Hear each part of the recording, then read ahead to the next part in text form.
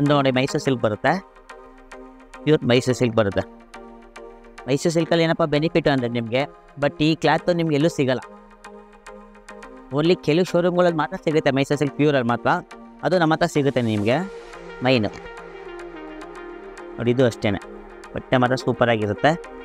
Cloth ನೀವು ಎಲ್ಲಿ ಬೇಕಾದ್ರೆ ಇದು ಮಾಡಿಸ್ಕೊಬೋದು, ಬಟ್ ಅಷ್ಟು ಗ್ಯಾರಂಟಿ ಕೊಡ್ತಾರೆ ಬಟ್ಟೆಯಲ್ಲಿ.